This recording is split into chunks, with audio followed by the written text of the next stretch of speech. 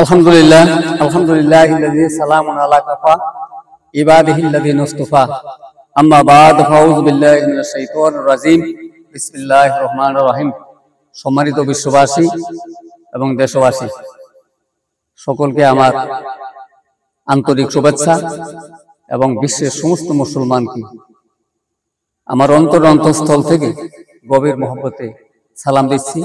আসসালামু আলাইকুম ওয়া রাহমাতুল্লাহি ওয়া বারাকাতুহু।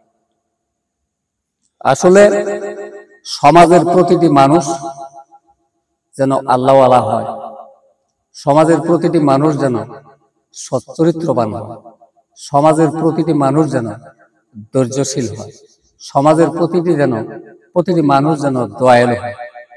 এজন্য আমাদের এই হায়াতে জিন্দেগি প্রচেষ্টা চালিয়ে যাওয়া একান্ত জরুরি।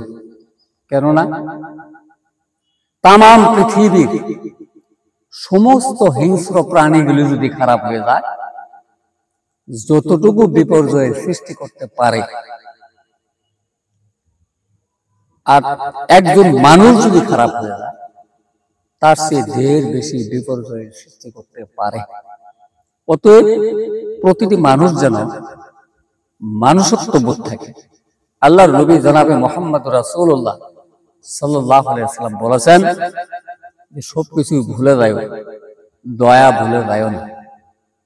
তো দয়া একটা মানুষের মহৎ গুণাবলীর মধ্যে একটা বড় গুণ হলো দয়া। তো এই স্থানে আল্লাহ তাআলা পবিত্র কোরআনে ইরশাদ করেন, ফা আম্মাল ইয়াতীমা ফালা তাকহার ওয়া আম্মাস সাইলা ফালা তানহার। তোমরা ইতিমকে গলা ধাক্কা দিও না এবং সওয়ালকারীকে খালি হাতে ফিরে দিও না।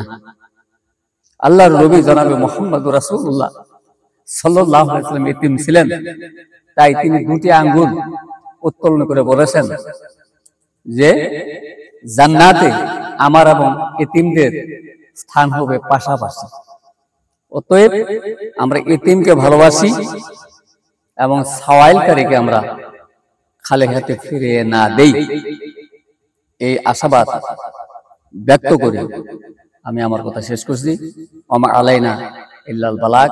আসসালামু আলাইকুম ওয়া রাহমাতুল্লাহি ওয়া বারাকাতুহু।